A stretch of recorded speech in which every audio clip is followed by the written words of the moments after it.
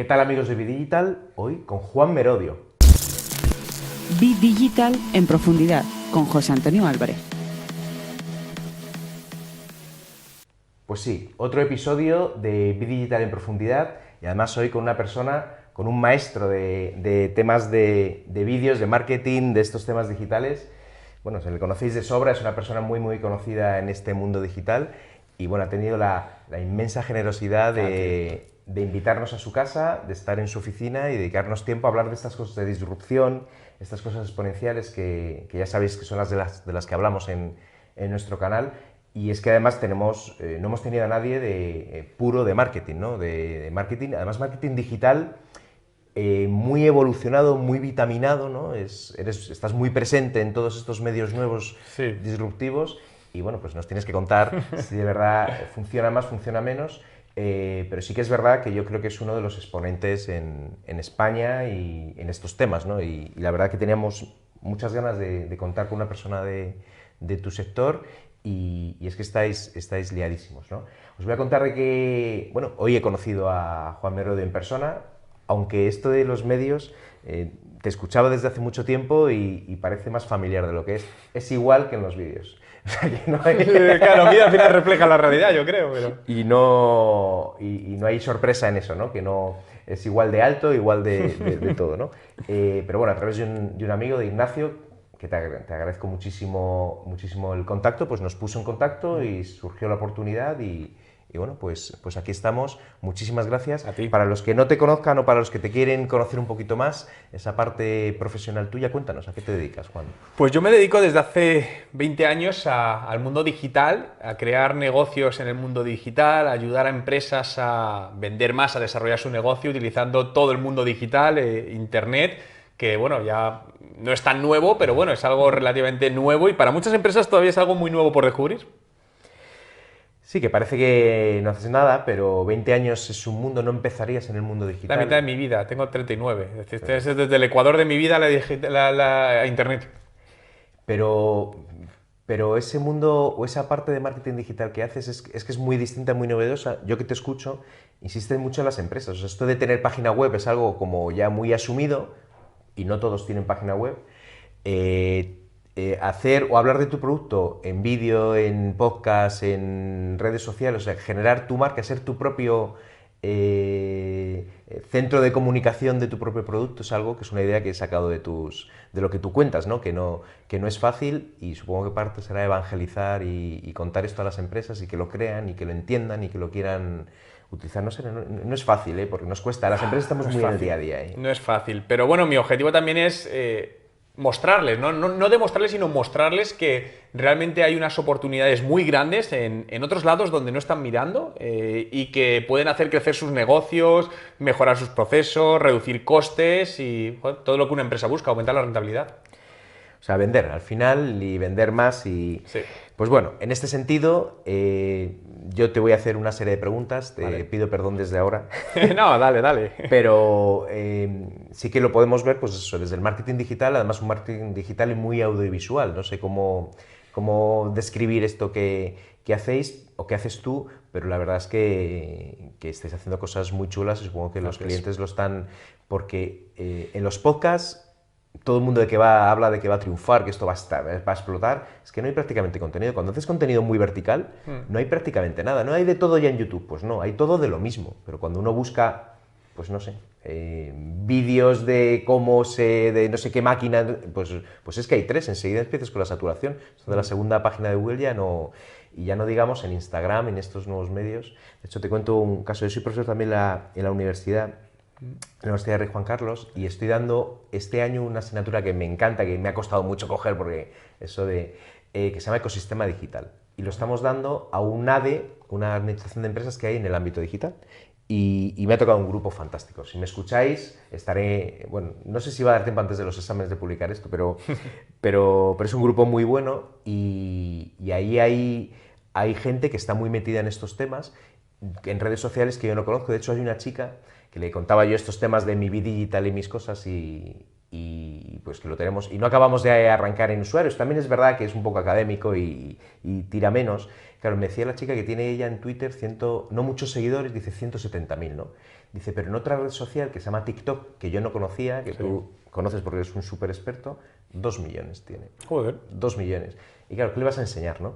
Y se está creando un ambiente. Ayer tuvimos unas presentaciones de unos alumnos y son esta generación que viene, ellos tienen pues 18 años, ¿no? Unos 17 y otros 19. Generación Z, ¿no? puramente. La generación Z, esta como se llame, son muy, muy buenos. Son muy buenos en Mucho el talento. mundo este, tienen muchísimo talento, muchas ganas, ganas de escuchar, además, y estamos encantados, ¿no? Entonces, pues bueno, tú eres esa generación para muchos empresarios para los que el mundo este audiovisual, esto que estoy haciendo contigo de Viditals habría sido imposible hace 2 años. No contigo, pero tener 30 o 40 entrevistas de gente que se exponga a ponerse delante de la cámara era imposible. Ahora 2 años solo, además hablamos que fíjate 2 años. No, yo te digo que habría sido imposible porque nadie se quería poner delante. De hecho, hay mucha gente que todavía le da mucho reparo, ¿no? En un mundo tan audiovisual que parece que es muy natural, pues no cuesta mucho. Pero bueno, hablamos de disrupción, de organizaciones exponenciales, de transformación digital. Tú viajas mucho, yo creo que has estado un tiempo viviendo en Canadá, ¿no? He vivido 4 años en Canadá y 2 en Colombia. O sea, que sabes de qué va esto. Están las organizaciones internacionales, nacionales, están las empresas, primero en esto, saben que este cambio llega y lo ven como una amenaza o como una oportunidad. ¿Cómo están? ¿Cómo ven eso? Generalmente, voy a hablar en términos generales, pero lo ven como una amenaza. Creo que la amenaza la ven por 2 cosas. En algunos casos por desconocimiento de este nuevo entorno que no conocen y entonces todo lo que desconoces provoca rechazo y dices, no, esto no va conmigo. Y en otros casos porque es una real amenaza para ellos a nivel individual. No hablo a nivel de empresa, a nivel individual de las personas de la empresa, ¿no? Donde pues al final dicen, no, yo llevo mucho tiempo aquí, esta es mi parcelita y esto no lo puedo dejar entrar porque me desplaza a mí. Entonces a nivel humano se entiende, pero a nivel empresarial no se entiende. Entonces, bueno, pues esto es una realidad y de hecho, porque al final la transformación digital va de personas. La tecnología simplemente son medios para conseguir ciertas cosas, pero es un tema puramente de personas. O sea, lo ven como una amenaza a las personas. Es curioso cómo son cuando somos usuarios, cómo somos de ávidos y de buenos navegando y buscando ofertas y buscando cosas, y en la empresa, en el puesto de trabajo, menos, ¿no? Pero eso es verlo como una amenaza es un error, porque no depende de ti, además. Si dices, si yo puedo hacer así, lo paro, oye, pues páralo, pero es que no lo vas a poder parar. El problema es que si no ves cómo reconducir todo eso, el problema te va a llegar como un tsunami que te va a arrastrar y no vas a tener salida. Sí, porque aquí hay 2 partes, ¿no? La parte de transformación digital, que quizás está bastante relacionada con la automatización de procesos, y luego está la disrupción, que está realmente donde está, o sea, el encontrar ese nicho. Y claro, si te da miedo lo primero, imagínate lo segundo, ¿no? Sí, Cómo estás. De todas maneras, seguro que hay empresas que te has encontrado que lo están haciendo muy bien. Vosotros mismos, pues, supongo que ayudáis a transformar a muchos. Sí.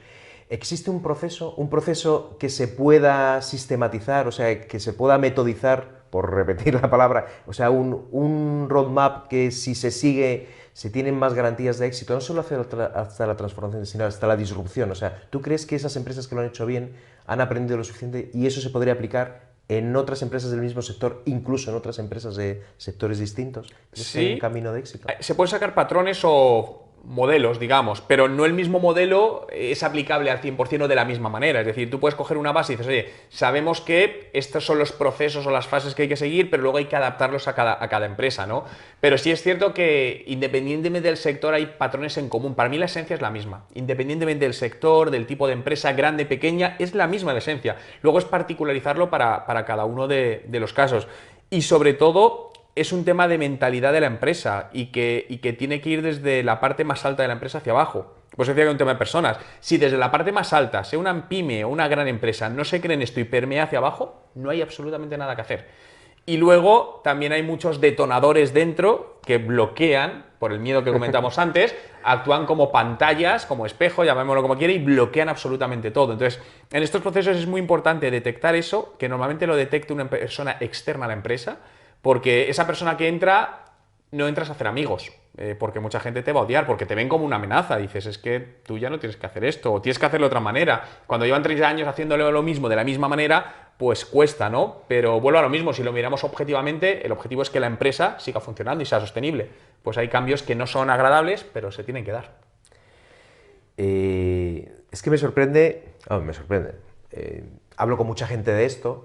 pero lo tienes claro que lo ven como una amenaza. Eso es porque lo has hecho en muchos sitios, has encontrado un sistema inmunitario en la compañía fuerte. Muy ¿no? fuerte, Y sí, muy sí. fuerte. Somos troles, parece que entramos como troles, no nos quieren. Sí, la verdad es que... Mira, hay varios factores o varias características que valoro o que estoy estudiando, estoy investigando sobre ellas. Una es grado de integración. Esto es la capacidad que tienen las personas para adoptar las innovaciones. Esto es como cuando llega pues, el aparato nuevo a casa.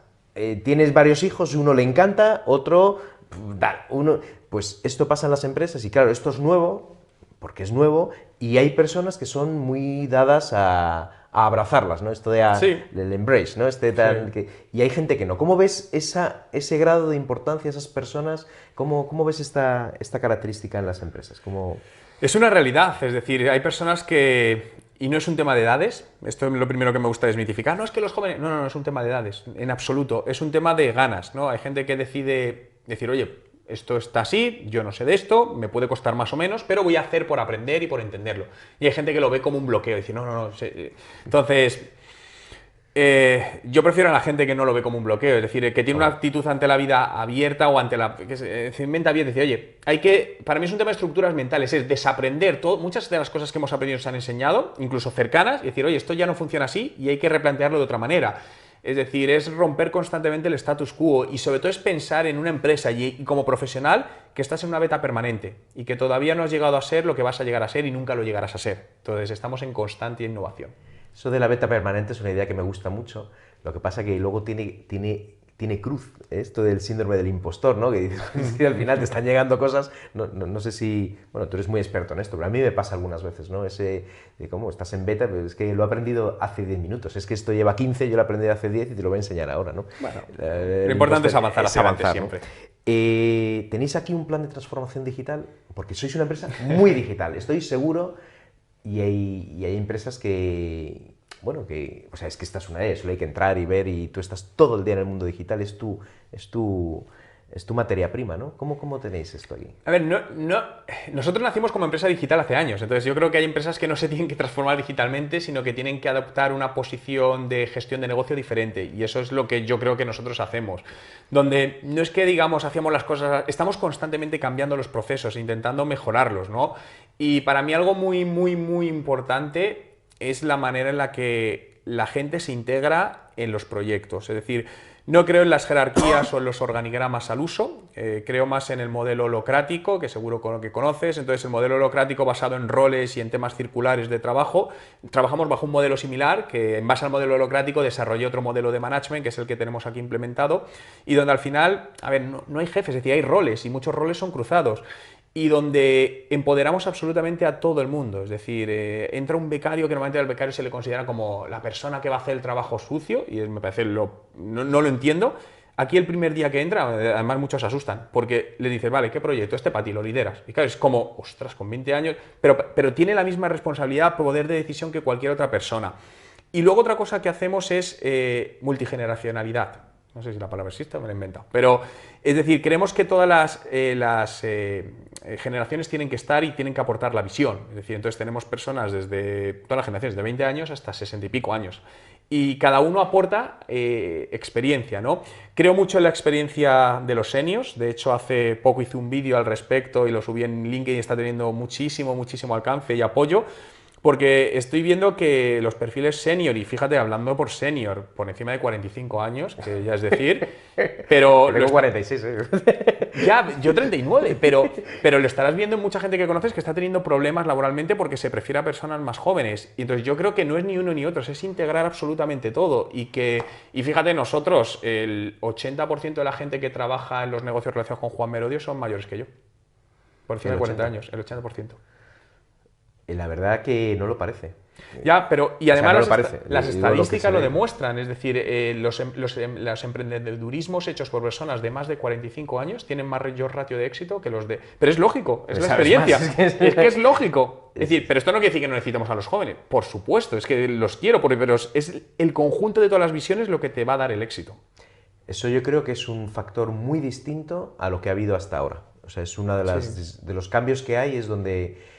todos tienen cabida, ¿no? Esa transversalidad, los seniors, los jóvenes, cada uno, porque la paciencia y la experiencia que tiene un senior no la tiene el joven, pero la frescura que tiene y todos hacen falta, es cierto, y luego sectores distintos, ¿no? Que se habla del STEM, ¿no? Todos los tecnólogos ya le meten una A de los artistas, ¿no? Como todos tienen, y es un mundo, eso sí, si sabe conjugar todo eso, pero luego no es fácil, y es el siguiente factor, comunicar eso. Hay empresas que lo hacen, que están haciendo tecnológicamente muy bien las cosas, y yo estoy convencido de que hay gente que trabaja en esas empresas que no saben absolutamente nada del tema. Y eso es la comunicación externa y la interna. Aquí hablo de cómo eres capaz de alinear, o cómo se es capaz de alinear en una organización hacia el mundo digital la historia, ¿no? O sea, las vocaciones, las almas de la gente, ¿no?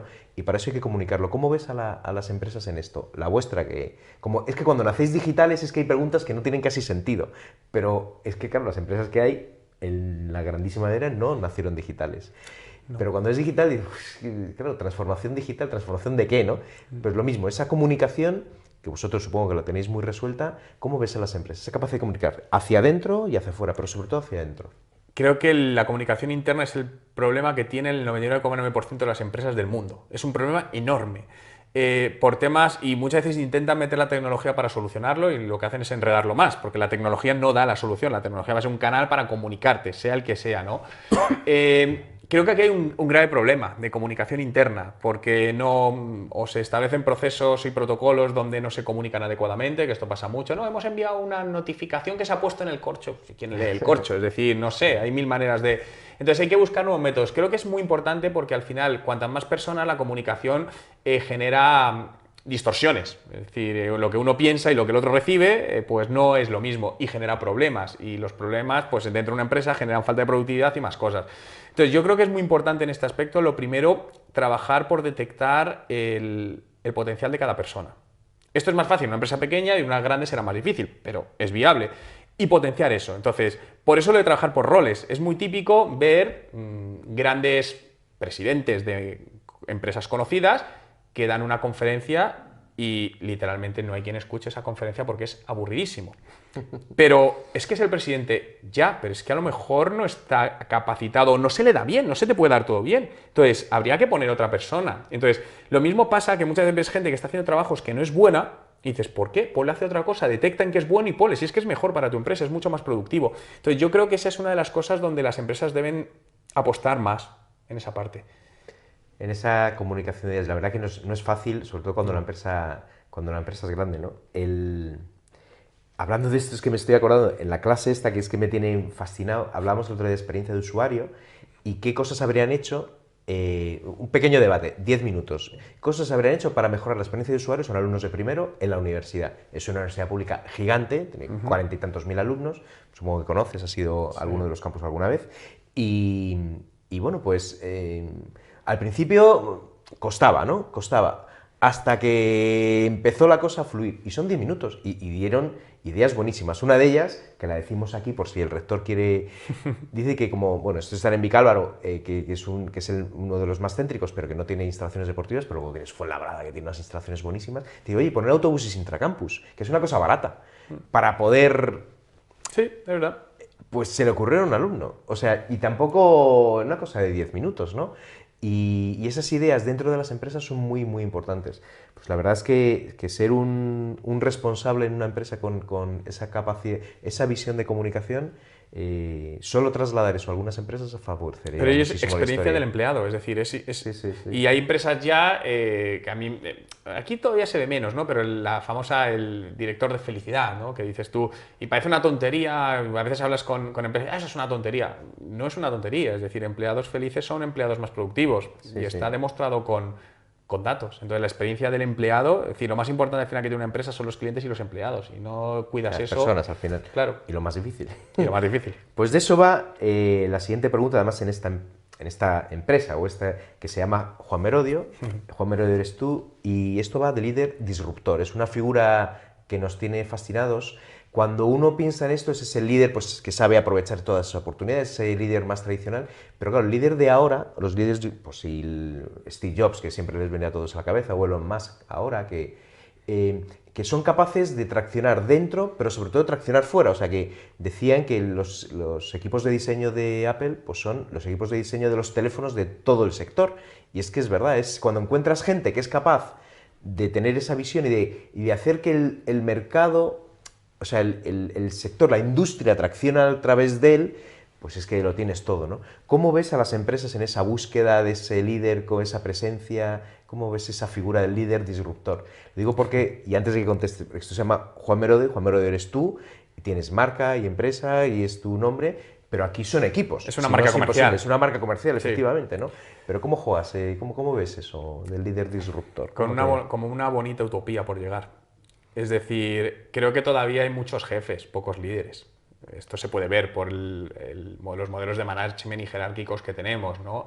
Es un tema de peleas de egos, donde es que está claro, ese es el problema. Entonces yo creo que el líder es alguien que es capaz de generar movimiento interno y externo sin tener que dar órdenes ni ser jerárquico ni autoritario, sino porque realmente confíen y crean en ti. Tienes que ser una fuerte inspiración. Entonces creo que eso es lo que hay que buscar para las empresas, no jefes, hay que buscar líderes. Y eso todavía es complicado. Y en pymes es más complicado, ¿no? Y al final en España el tejido empresarial la mayoría son pymes, 85% o 90% creo que andamos, porque al final el líder es el dueño. Entonces, claro, ese no es suplantable. En una gran corporación puedes decir, oye, me cargo al presidente y pongo... Pero en una esta, ¿no? De hecho, tengo un buen amigo que trabaja en una gran empresa en este tema y me dice, es que lo primero que hay que hacer cuando nos contratan por un proyecto de transformación digital es despedir al que te ha contratado.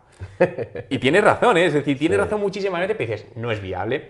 Pero bueno, yo creo que es un tema también, estamos en una curva de aprendizaje, es cuestión de tiempo y que irá pasando. Y sobre todo hay un tema muy importante de cara al futuro y que muchas empresas no son conscientes. Lo que necesitamos en las empresas es talento.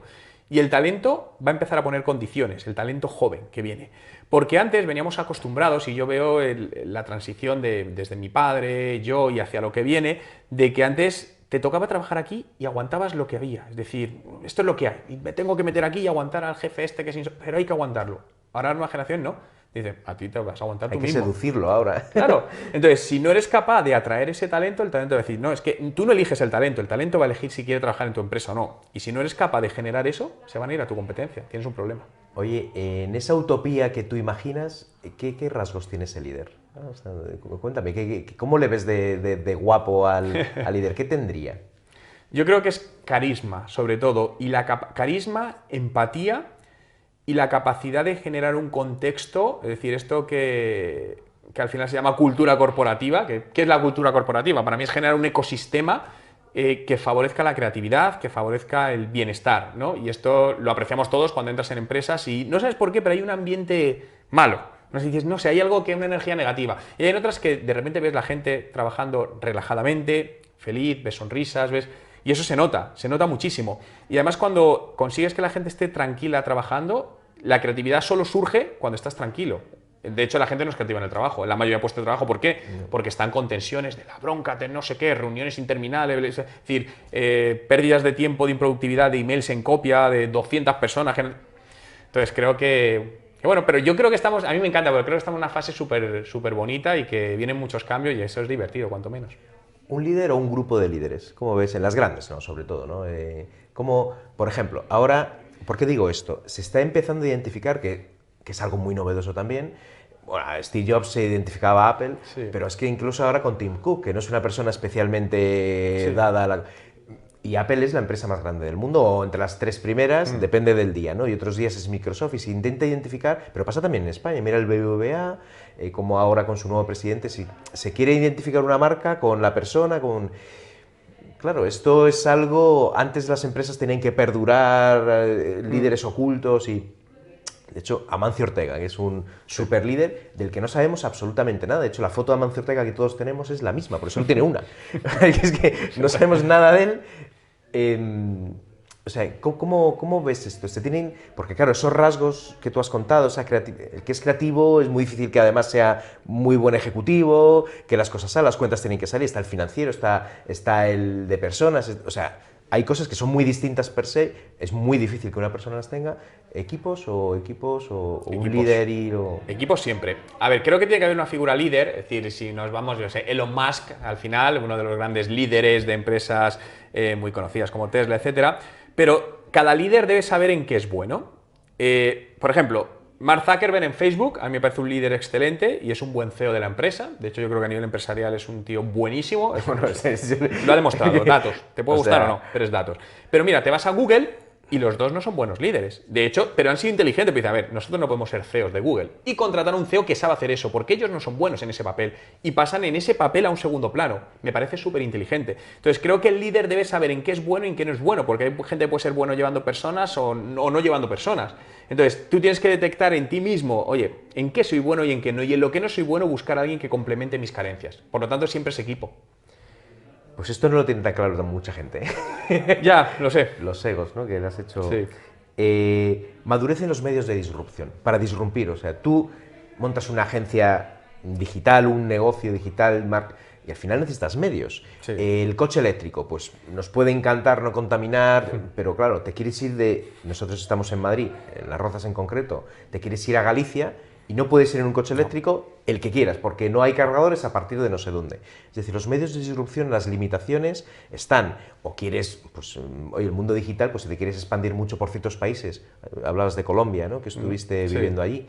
Yo lo visité, estuve en varias ciudades y ahí hay lugares donde no hay cobertura, vamos, y que es que no hay cobertura de internet. Iba a decir solvente, ni solvente, o sea, no hay conexión. Entonces, oye, pues ¿cómo vas a plantear un plan de formación digital de la gente si no tienen ni los medios técnicos para esto, ¿no? ¿Cómo de limitantes ves a los medios físicos, ¿no? De las infraestructuras para aquellas cosas que tienes en la cabeza, ¿no? Quizá en el mundo digital para ponerlo en marcha? ¿Qué harías con medio? ¿Cómo ves este factor? A ver, creo que hay que ser coherente con el contexto. Y la disrupción es buena, pero si no te pasas. Es decir, cuando te pasas de innovador, retrocedes. Gran ejemplo, hablamos antes de las más grandes empresas. Las más grandes empresas no han inventado nada. Han copiado algo, pero lo han hecho mejor y han sido las que han triunfado. Facebook fue una copia de MySpace, Google fue una copia de AltaVista, WhatsApp fue una copia... Es decir, son copias las que realmente han hecho ahí arriba. Entonces, cuando te pasas de innovador, al final llegas demasiado pronto a un mercado que no es bueno. Entonces, ni tan tarde ni tan pronto, ¿no? Es lo complicado, llegar en el momento exacto. Pero no sé, yo creo que al final es ver es que carpe diem. Para mí esa frase es vive el momento, y empresarialmente es lo mismo. Es decir, es que como cambia todo tan rápido, a lo mejor este año hay algo que puede funcionar bien y el año que viene no, o viceversa. Entonces creo que hay que estar muy atento y con los ojos muy abiertos observando todo. La verdad que es un tema muy interesante de que el primero es el que abre la lata, pero no es el que la disfruta normalmente, ¿no? Que es el segundo. Sí. O el segundo en bloque, vamos. Sí. Y es un tema interesante que siempre tenemos sitio, ¿no? Esto ya lo ha hecho otro. Siempre. Bien, mejor. O sea que Mejóralo, mejora algo. Mejor. Vamos a hablar un poco de España, ¿no? Y de Europa. Vale. De organizaciones exponenciales. Cuando estamos en un mundo tan global donde todo se exporta, todo se importa, todo se mueve, todo es capaz de ser producido en la Conchinchina, en Pakistán, en la India. Resulta que la innovación o la disrupción, si quieres, está muy concentrada en 3 o 4 sitios en el mundo. En Silicon Valley, en Jerusalén, ahora parece que un poco en Texas, que están en 4 sitios. ¿Por qué no tenemos organizaciones exponenciales, las potentes? ¿Por qué no están en España? ¿Por qué no están en Europa? ¿Qué nos falta a nosotros porque tenemos la cultura, ¿qué nos falta? ¿Cómo Marketing. lo ves eso? ¿Sí? ¿No nos vendemos bien? Correcto. Es decir, no hay más que ver. Gran ejemplo, el aceite de oliva. Sí. Es decir, lo cogen los italianos pero es nuestro. Entonces, tenemos un país con una calidad de vida brutal, una relación coste. San Francisco, Silicon Valley, las ciudades más caras del planeta. Es una auténtica locura irse allí. Que sí, que los sueldos son, porque además yo tengo muy buenos amigos allí, pero en España tenemos un clima estupendo. Es fácil moverte. Mejor que el de allí, ¿eh? Mejor que el de allí. Costa. El agua está helada. Claro. Entonces, joder, imagínate un Silicon Valley en la costa, no sé, de Málaga. Sería maravilloso. ¿Por qué no? Porque son capaces. No nos vendemos bien los españoles. Yo creo que es un fallo que tenemos. Y eso es marketing. Es un tema de percepción. Marketing es percepción. No es lo bueno que eres, sino lo que puedes llegar a aparentar ser. Al final, y esto lo aplico, fíjate, a cualquier empresa, persona, tienes que cumplir 3 cosas. Tienes que ser bueno, tienes que aparentarlo y tienes que comunicarlo. Si te falla cualquiera de las 3, malo. Entonces, que ser muy bueno no te asegura decir, no, soy el mejor. No. Aparéntalo y comunícalo. La experiencia que tuviste fuera, porque Canadá es un país quizá muy, muy europeo, ¿no? Es de los americanos, quizá, Sí. no sé en qué ciudad estuviste, pero Toronto, sí. es un país, o sea, la gente, parece que puedes estar en una ciudad europea, ¿no? Que no... allí también les pasaba lo que a nosotros, porque tampoco Canadá es un foco... Vale, Canadá es especial. Canadá es una mezcla entre América y Europa, ¿no? Y Toronto concretamente es como Nueva York. De hecho, Sí, yo me refería más a Montreal, quizá, que tiene... Sí, es más francófono, es distinto, es muy distinto. Montreal y toda esa zona es como Europa, es exactamente, incluso la cultura de ellos es más europea. La cultura del torontiano de Ontario, ¿torontiano? No sé, bueno, es más americana, ¿no? Pero yo estoy convencido que Toronto es el próximo Silicon Valley, convencidísimo. Pero dale 10 años, por todo lo que he visto allí. De hecho, Google, la primera ciudad inteligente, la va a construir en Toronto. Ya lo comunicó hace 2 años y ya está confirmado el proyecto. A mí me parece una pasada. Creo que se puede aprender mucho de todas las culturas. He tenido la suerte de recorrer muchos países, vivir en varios de ellos y he aprendido, todos tienen sus cosas buenas y sus cosas malas, obviamente. Pero no sé, a mí, por ejemplo, la mentalidad de americana me gusta mucho en muchas cosas a nivel empresarial. Es decir, me gusta, por ejemplo, cómo se valora la experiencia y no se penaliza el error. Es decir, lo típico de los inversores que se cuenta allí, sí, que es cierto. Es decir, yo además tuve la suerte de poder trabajar de consultor en una startup allí durante 1 año y medio, que habían montado 3 chavales de 24 años sin experiencia, una startup tecnológica. Yo entré a trabajar de consultor y en 16 meses esa empresa se llegó a vender la compró Yelp, la americana Yelp, por $20 millones. Y como personas, y yo era el viejo de ahí, es decir, todos tenían por debajo de 30 años todo el equipo, era alucinante y sin una experiencia previa y tal, pero te dabas cuenta, lo primero, cómo los inversores creían y confiaban en las personas, es decir, en lo que ellos decían, habían invertido su dinero ahí, pero dicen, pero hemos invertido en las personas, al final proyectos como este hay muchos, y eso fue una de las claves del éxito. Sí, la verdad que es asombroso cómo lo hacen, Esto me lleva a la siguiente pregunta, relacionada con la primera que te hice, si lo ven como una amenaza o una oportunidad a la gente, es el empleo. Sabes que ahí, cuando nos asomamos a la transformación digital y más aún a la disrupción, pues bueno, la disrupción deja obsoleto lo anterior y bueno, pues esto es un proceso que va a dejar ganadores y perdedores, sí, y hay mucha gente que tiene muchísimo miedo. ¿Cómo ves en el tema del empleo este impacto de las nuevas tecnologías y esta transformación digital? Y si crees que al final va a haber un resultado neto de desempleados o no, ¿en cuánto tiempo? ¿Cómo ves el tema del empleo? ¿Quitamos miedo? ¿Ponemos miedo? ¿Cómo ves esto? El miedo depende de cada uno. Es decir, el miedo es porque estás dejando tu destino al factor suerte. Yo no creo en la suerte. Creo que la suerte es estar preparado en el momento que te llega la oportunidad. Eso es el 80%. Hay un 20% contextual que no controlas, pero es un 20%. Al final, si tú te preparas para cuando te llegue esa oportunidad, si no la puedes coger, como nos ha pasado todo, de ostras, qué mala suerte. No, mala suerte es porque no hiciste los deberes anteriormente para que cuando pasase ese coche, ese tren delante tuyo, poderte subir. Entonces, yo creo que depende de cada uno. Creo que va a haber un cambio enorme en la manera en la que trabajamos. Yo creo en la teoría de que de media vamos a tener 5 puestos de trabajo en el futuro. Es decir, ¿en la vida? Sí. Es decir, o a la vez, o sea, ¿cómo no, durante la vida. Al Pues mismo tiempo. Sí, pero 5 puestos de trabajo no tiempo completo, sino, y esto ya está pasando en algunos países, donde al final dices, oye, trabajo pues 3 horas con esta empresa, porque trabajo desde casa, 2 con esta, y así puedo conciliar porque tengo ni... Yo creo que eso va a ser el resultado. Porque la gig economy, ¿tú crees mucho en eso? Sí, sí, pero por un hecho, es decir, que además las empresas necesitan ciertos roles que no necesitan estar al tiempo completo. Es decir, a lo mejor hablabas antes de TikTok, ¿no? Ahora mismo vamos a incorporar una persona para TikTok. Entonces, no necesitamos una persona 8 horas para TikTok, no tiene sentido. Entonces, necesito una persona que empiece a trabajar a lo mejor 2 horas al día. Pero esa persona no va a vivir con 2 horas al día, a lo mejor con otra empresa. Es decir, más un poco rollo freelance, autónomo, llámalo, pero yo creo que eso va a ser una... Se llama el interim management, ¿no? Que sí, ahora que está tan de moda. Y eso es muy típico, también en Canadá la gente tiene varios puestos de trabajo, también es cierto porque la vida es muy cara, entonces también ha llevado a eso. Y en España todavía la vida es barata, ¿no? Y nos quejamos, pero cuando ves como los costes de otras ciudades dices, ostras, aprovechemos. Mira, respecto a esto, que es súper interesante el melón ese que acabas de abrir.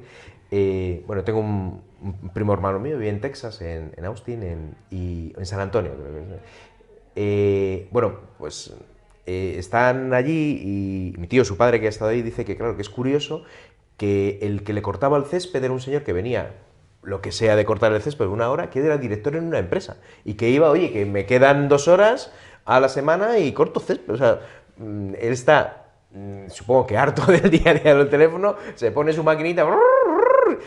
Y que es algo muy, muy, muy natural allí, que de todas maneras, esto que tú ves y que quizá yo también, que vengo de empresa pequeña, llevo muchos años pues, enfrentándome a eso cada día, porque cuando llevas pues, 20, un poquito más llevo yo, pero al final te estás adaptando cada día, es muy natural, es una forma de ser, de vivir, pero hay muchísima gente que no es capaz de eso porque está 20 años en otra forma de que te digan, que no te digan y que, claro, cuando... O sea, que todos vamos a ser autónomos un poco en el futuro, ¿no? O Sí. trabajar por proyecto. Pero no es una elección. Es decir, No. el problema es cuando dejamos las cosas que sucedan, y yo esto se lo digo a muchos amigos míos cercanos, que es como que lo dejan pasar. Entonces, cuando tú no eliges, indirectamente estás eligiendo, estás tomando una decisión, y normalmente esa decisión no es positiva, no te va a llevar al buen camino. Por lo tanto, es mejor ser proactivo en la toma de decisiones. Pero esa mentalidad, fíjate, lo que decías del jardinero, es que me venía a la cabeza, yo cogía Uber allí en Toronto, y me he cruzado en varios casos, y recuerdo una vez concretamente que nos vino un pedazo de coche, un Uber, madre mía, y era el CEO de una empresa. Entonces, claro, me puse a hablar con él, o sea, me lo contó y digo, joder, este hombre, ¿por qué hace esto? O sea, no, es que pues como puedo hacerlo por horas cuando quiero, me desestresa y hablo con gente y conozco gente. Entonces, ostras, y proyecta esa mentalidad en España, a día de hoy. Creo que sería complicado. Entonces, creo que ese tipo de mentalidad debemos aprender de eso. Igual que a lo mejor otra cosa no, pero de eso debemos aprender, ¿no? Sí, Y que, no sé, muchas veces decimos, no se te caen los anillos, ¿no? Esa frase que se dice de, oye, es que estoy aquí, no puedo. Y es un tema de egos. Si te das cuenta, volvemos a lo mismo. Es un tema de egos y de apariencia. Entonces, creo que eso debemos Hay mucho que dejarlo aprender ahí, efectivamente. Sí, Hay dejarlo mucho que segundo aprender. lado. Mira, no última pregunta, pero sí último enfoque. Esto de quién tiene que liderar la transformación digital. Cuando lees, no sé si conoces el libro de Maria Mazzucato, que habla del Estado emprendedor, de cómo las grandes innovaciones las ha hecho lo público, ¿no? Internet es una iniciativa pública.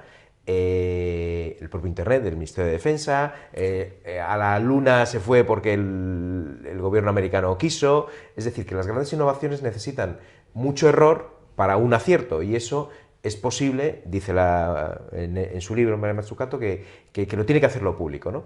Por contra, pues hay una corriente muy... Lo público no tiene que hacer nada, tiene que hacerlo lo privado, tal. ¿Cómo ves eso? ¿Quién tiene que liderar la disrupción? O sea, ¿quién tiene que estar en ese escenario para este tema? ¿Lo público o lo privado? ¿Cómo ves Este nunca me había planteado, pero me parece interesante. Claro, lo público porque es dinero de todos, así es muy fácil hablar. Pero yo creo que va a ir por lo privado. Gran ejemplo, es decir, la NASA, los cohetes, ¿quién está liderando la carrera aeroespacial? Lo privado. Tenemos a grandes empresarios, Elon Musk, el de Virgin, Richard Branson, liderando todo esto. Entonces, al final creo que se está dando un poco la vuelta. Bueno, liderando, pero los que fueron los otros. Empezó, sí, no, Internet, como decías, es un proyecto militar que nació de ARPANET, que era la primera Internet que había. Pero realmente creo que se está dando la vuelta a todo esto, ¿eh? Y que al final lo privado cada vez está liderando más cosas. No sé si es bueno o malo, eso ya no te sabría decir, pero yo creo que cada vez lo privado está superando en esa parte a lo público. Sí que es verdad que el tamaño de las compañías también ahora es gigantesco, ¿no? Hay compañías Eso es un... ya veremos, se habla de que se las tienen que dividir cuando llegan al trillón ¿no? Sí. Claro, es que tienen... el otro día, bueno, no sé si sigues la Singularity University, que son una gente potentísima, nos dieron una charla en CEO el otro día, y contaba que encaja, Apple tiene más que... Vamos, que España, por supuestísimo, encaja. O sea, no sé cuánto dijo, 4.000 billones de... O sea, no sé, de cifras que es que pues no somos capaces de imaginar tanto. Encaja. O sea, imagínate lo que pueden hacer, ¿no?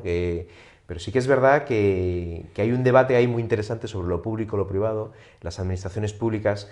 Tu negocio quizá no está muy dirigido hacia ahí, eso tienes la gran suerte de escapar de todo eso, pero es que son esenciales en este viaje. Como ellas digan que no, a mí me sorprende, tú estás en el mundo digital, el mundo del marketing digital, me fastidia enormemente que todas las bases de datos que tenía pues se han quedado en un 10% porque lo ha decidido un señor. Me molesta mucho estar con un teléfono y que entre en una web y un tercio, al menos, de la web es hombre, ya estoy. O sea, creo que nos queda mucho por aprender a todos y hay que tener cierta valentía, ¿no? Que estamos quizá dando pasos que Europa o que a Europa le deja un poco atrás.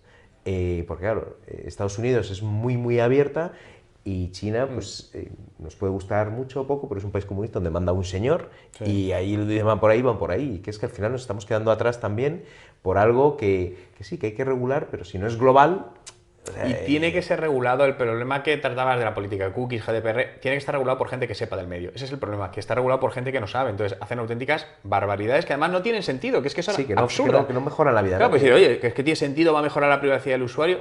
Es decir, quien sepa esto sabe que eso no mejora la privacidad del usuario. Pero estos son temas que no es claro, son temas más políticos, más públicos. Sí, son otros, pero bueno, que tiene que esquivar el de marketing muchas veces, pero que están ahí. No vamos a meternos más en ese tema. ¿Qué te queda por decir en este contexto? Que animar no sé, en el contexto de transformación digital, disrupción, vamos a buscar esos nichos. Yo diría que es mayor el coste de no hacer algo que de hacer algo, siempre. Entonces, al final, la clave del éxito está en fallar rápido y fallar barato. Ese para mí es una de mis mantras, es decir, sabes que fallar vas a fallar y si no fallas, algo mal estás haciendo, porque es que no estás haciendo nada y estás retrocediendo. Es como una ecuación, ¿no? Si tú das 3 pasos y retrocedes 2, el resultado es que has avanzado 1.